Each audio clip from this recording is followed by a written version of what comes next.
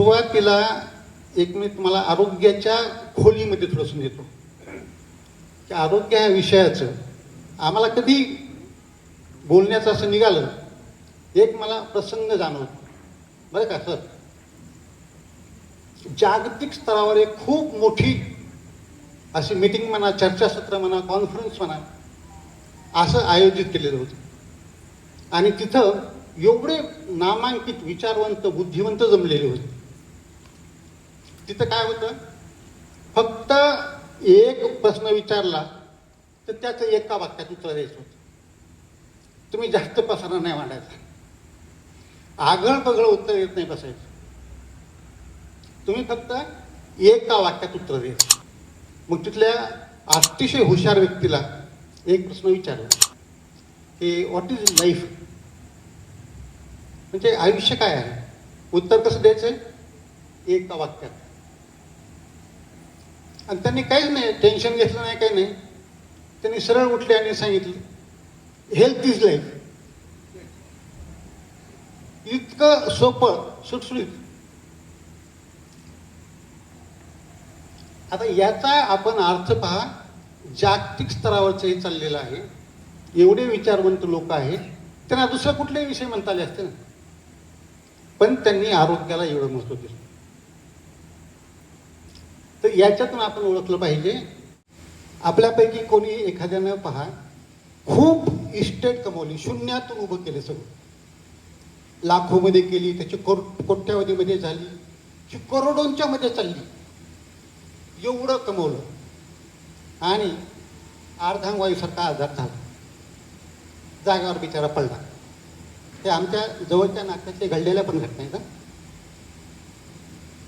आता तुम्ही पहा त्या व्यक्तीसाठी, अहो त्याला स्वतः उठून तर पैसे खर्च करताच येत नाही, चेकवर सही करता येईना, चेकवरती सही करता येईना, काय त्या प्रॉपर्टीचा उपयोग. मग आपण जे म्हणतो ना की हेल्थ इज लाईफ, याचा अर्थ येतो. आता काही माणसं तुम्ही पाहिले असतील बघा, हे मला आजच भेटले होते, आत्ताच बोलले होते, हो आत्ताच गेले, काय झालं की रात्री तुमचे कसं काय गेले की म्हणते. तर हे अचानक झालेलं नसतं, हे अचानक अजिबात झालेलं नसतं. कोणतीही बिमारी तुम्हाला सडन अचानक येतच नाही, हे अगोदरचे चिन्ह दाखवत असतं. तुमच्या मोबाईलवर जसे मिस कॉल येतात, 2दा 4दा 10दा, तुम्ही पाहत नाही त्याच्याकडे, आणि पुन्हा लक्षात येतं की एवढे कॉल येऊन गेले. आणि तेव्हा त्यांना जेव्हा ते खटकन बसतं मोठं, आणि बऱ्याच वेळेला तर ते समजून घेण्यासाठीची वेळ पण राहिलेली नसते.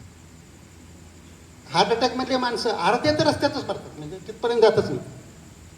मग अगोदर चालताना धाप लागते, पायरी चढली की आपल्याला बोलता येत नाही, की अशी सगळी चिंते, चेहऱ्यावर थोडी सूज यायली का, पायावर सूज यायली का, धडधड होते का, अशक्तपणा जाणवायला का, हे सगळे जे बाकीचे चिन्ह असतात त्याकडे दुर्लक्ष का करायचं.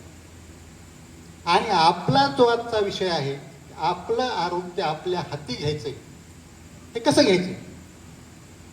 आता आपण हे बाकीची चर्चा केली, मी आता आपणाला इथं 2 प्रश्न विचारतो की आपल्यापैकी आता हे सगळं आरोग्याचं महत्त्व सगळ्यांनी, एकच आजार 2च आजार नाही, असे खूप आजार आहेत. कॅन्सर सारखे, डायबिटीस सारखे, ब्लड प्रेशर सारखे आहेत, दम्याचे आहेत, सांधेदुखीचे आहेत, ज्याला बसायला उठायला दोघांनी धरावं लागतंय, चौघांनी. वय विचारलं तर 50-60. अशी अवस्था जेव्हा होऊ लागली, तर हे सगळं आरोग्याचं महत्त्व कळल्यानंतर तुमच्यापैकी मी जर प्रश्न विचारला की तुम्हाला निरोगी राहायला आवडेल का रोगी व्हायला आवडेल, तर ज्याला निरोगी व्हायला आवडते त्यांनी हात वर. बघा, एका जणाचा पण हात खाली नाही, म्हणजे रोगी व्हायला कोणालाच नाही आवडत. पहिला क्लिअर झाला विषय. सर, समाजामध्ये आजकाल एकमत कुठंच होत नाही, कुठंच होत नाही, इथंच होते. बिनविरोध निघायचं असलं तर इथंच निघतंय बघा बिनविरोध. आणि दुसरा प्रश्न की तुम्हाला जगायला परावलंबी म्हणून जगायला आवडतंय का स्वावलंबी म्हणून जगायला आवडतं. ज्याला ज्याला स्वावलंबी व्हायचे त्यांनी आणखी एकदा हात आहे का, आणखी सगळे. आता हे दोन्ही झाले, म्हणजे तुम्हाला आरोग्य पण पाहिजे आणि ते स्वावलंबी आधारावर पाहिजे. म्हणजे आरोग्य त्याच्यातला जेवढा भाग आम्ही स्वतः करू शकतो तेवढा आमच्या हातात. 90% 95% तुमच्या हातामध्ये तुमचं आरोग्य येऊ शकतं. ते तर तुम्ही स्वतः घेऊ शकता. आणि उरलेलं जे असते 5% 10% कधी गरज पडेल कुणाचा सल्ला घ्यावा लागेल, तज्ज्ञाकडे जावं लागेल, डॉक्टरकडे जावं लागेल. पण याच्यासाठी सुद्धा पुढाकार वेळेवर तुम्ही घेऊ शकता. हे महत्वाचं. घरात बसून नाही चालणार. मी 1-2 आमच्या मित्रांची उदाहरणं सांगतो. म्हणजे नॉन मेडिकल डॉक्टर नसलेले. एक प्राध्यापक होते, एक आमचे साहित्यिकच कवी होते, एक बँकेतले मॅनेजर. असं झालेले होते, आपल्याकडे पण घडतात असे. त्यांना छातीत दुखू लागलं थोडं थोडं, वय 45-50च्या मध्ये. मग मित्रांनी सांगितले अशी वेळ होती, तर चला काय डॉक्टरकडे जाऊन दाखवून घेऊ. नाही म्हणजे ते ॲसिडिटीसारखं वाटते, ते इनोची पुडी घेतली आणि पिले ते इनो. मग थोडं बरं वाटतं थोड्या वेळा करता. रात्री 11-11:30 थोडं आणखी दुखलं, दुसरी पुडी पिली त्यांनी आणखी. आणि पहाटे जेव्हा तिसऱ्यांदा छातीत कळ आली तेव्हा हॉस्पिटलपर्यंत आणेपर्यंत सुद्धा जिवंत नाही. आता इथं कुणाच्या हातात होते यायचं उठून? मित्र म्हणतायत तुम्हाला, सांगतायत माणसं, इथं पुढाकार तुमच्या हातात आहे का नाही यायचं? म्हणजे जे तुम्ही करू शकता ते तुम्ही करा, जे तुमच्या हातात नाही ते करू शकते, पण तुम्ही पुढाकार घेऊन करू शकता. अशा दोन्ही प्रकारांना मिळून तुम्ही सगळं आरोग्य हातामध्ये आणू शकता. एक बँकेतले अधिकारी होते. आता कसं आहे बघा की मी हे जे सांगतोय काही वेगवेगळी उदाहरणं आहेत त्याच्यामध्ये. काही जण अंधश्रद्धेच्या ह्याच्यात जातात, कोणी अज्ञानाच्या ह्याच्यामध्ये जाते.